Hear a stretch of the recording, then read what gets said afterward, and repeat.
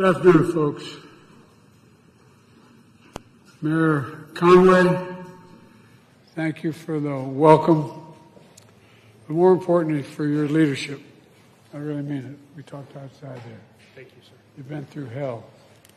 And I also want to thank the EPA Administrator here with me, EPA Administrator Regan, as well. We just concluded a briefing about the Herculean efforts, and that's not a hyperbole, the Herculean efforts that were made in the year since this tragedy. But what's happening in the morning, the evening of, and the next day, and the weeks following is amazing. It's absolutely amazing what this community rose to.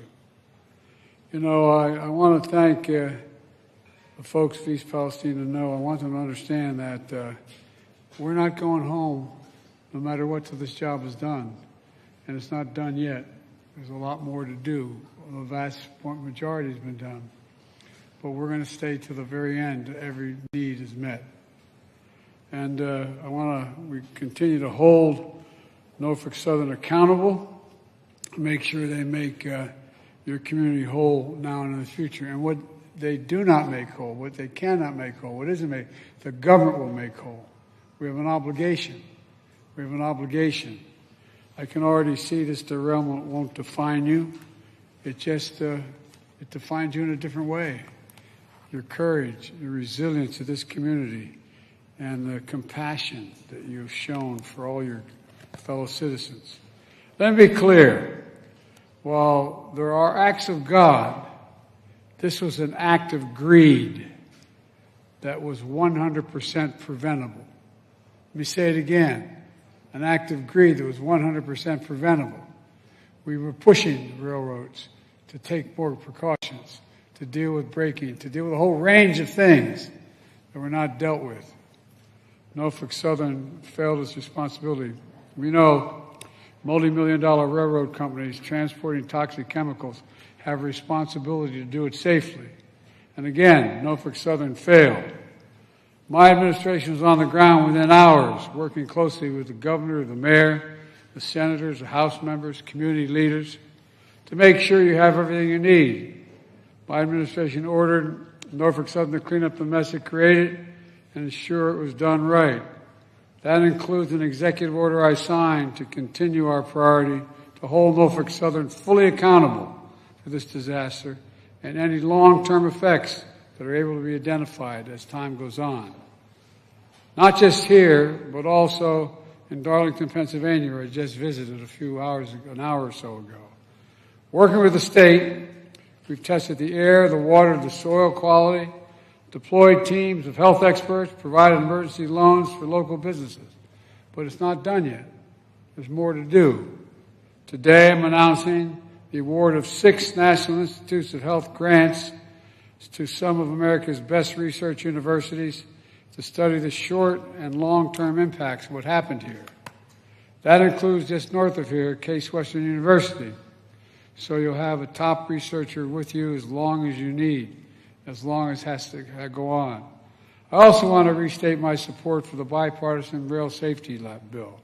Senator Brown and Senator Vance and the congressman from Pennsylvania and others require stronger protective measures when trains are carrying hazardous waste.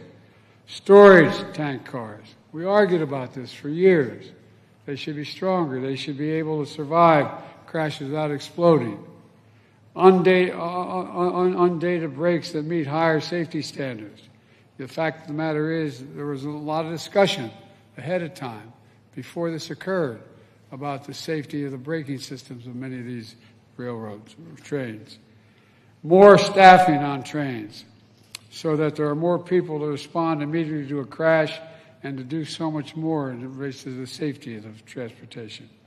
And it's important that the Senate follow the House and pass the tax reform bill, which makes sure that folks who don't get hit with a surprise tax bill, for compensation owed them by the railroad.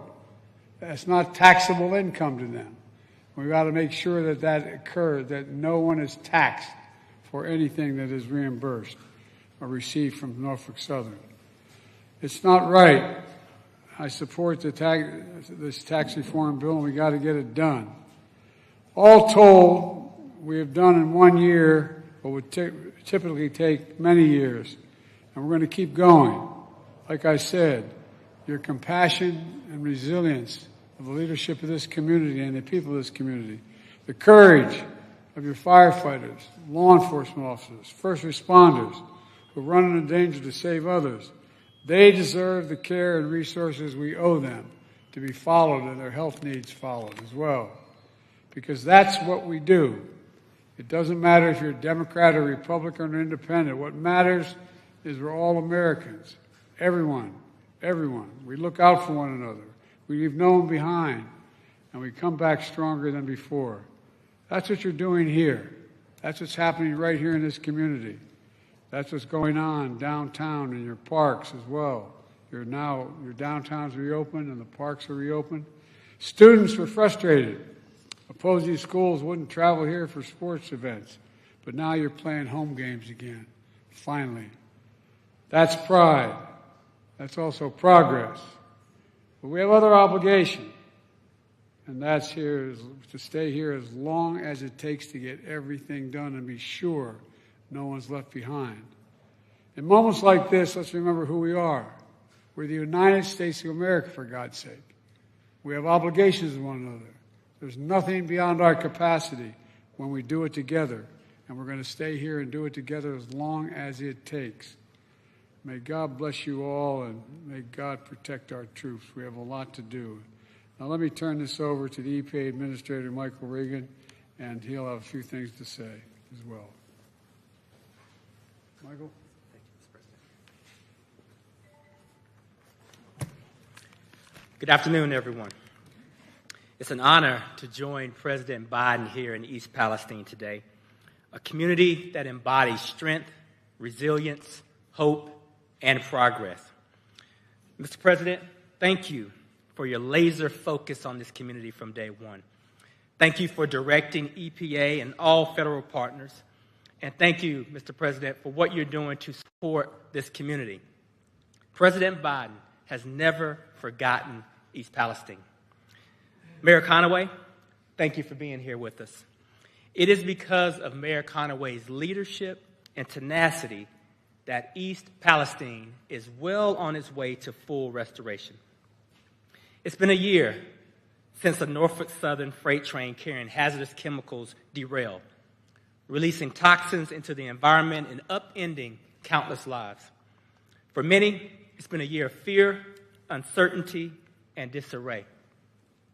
While we recognize times have been challenging, thanks to President Biden's strong leadership, this administration has stood shoulder to shoulder with East Palestine every single day since last February. Immediately after the disaster, the president vowed to hold Norfolk Southern accountable. And he committed to mobilizing a whole-of-government approach, using every tool available to assist the people of this community during the time of need. I'm grateful to work for a president who cares deeply about a community and stays true to his word. Under the president's leadership, emergency response personnel from the United States EPA arrived on scene within hours of the derailment, joining the local first responders who heroically prevented loss of life, prevented serious injury, and additional property damage in the surrounding residential areas. Folks, it's been a year of action, and I'm proud of all we have accomplished together since last February. The U.S. EPA continues to direct the cleanup in East Palestine, and to date, we've removed more than 176,000 tons of contaminated soil out of the community for safe disposal. We've shipped more than 43 million gallons of wastewater off-site, more than 6 million gallons which were treated on-site prior to safely being shipped off-site. We've collected more than 115 million air monitoring data points and more than 45,000 samples in and around the community using high-tech EPA aircraft, mobile labs, and stationary monitors. EPA's Community Welcome Center has served more than 1,200 visitors and received over 1,300 calls and is still available to this day to residents who may have questions. My agency continues to engage residents and provide information through our regular newsletter and community events. And every step of the way, as President Biden has stated, we've held Norfolk Southern accountable for the harm that they inflicted on this community. We have leveraged every enforcement tool available to EPA against Norfolk Southern to ensure that they complete and they pay for the extensive cleanup activities conducted over the last year. I'm grateful to our state, federal, and local partners, as well as our partners in the United States House and Senate, who have worked tirelessly to help restore this community. So many lives were upended, and so much has changed since last February. But I've seen firsthand the strength, and I've seen firsthand the resilience of East Palestine. And I'm certain you all are well on your way to bouncing back to be stronger than ever before. And now it's my pleasure to turn things over to Mayor Conaway.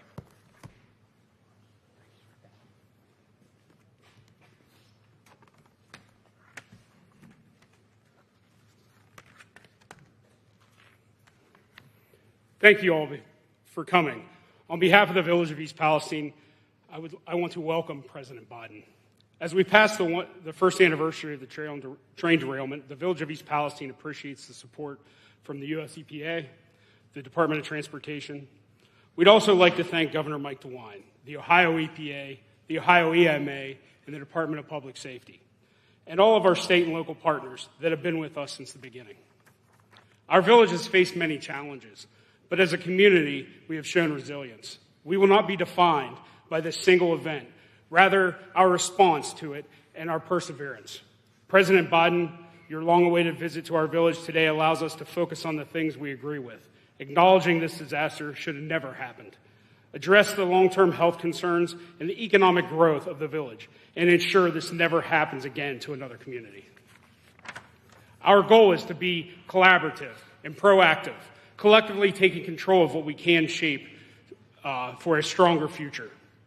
This includes support of bipartisan railway legislation, federal tax relief for funds received by from Norfolk Southern,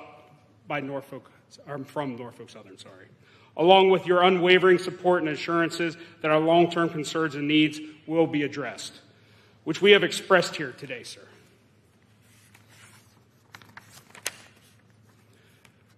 We will not stop working, though. We will continuously strive to improve, not relying on just external aid, but on each other and our own efforts to elevate the village. We are committed to seizing every opportunity for growth, enhancing our community's strength, resilience, through initiative and perseverance. Here in East Palestine, we are rooted in pride, tradition, and unwavering in our drive for progress and to determine the outcome of any obstacle. I thank you all for coming here today, and God bless East Palestine and the United States.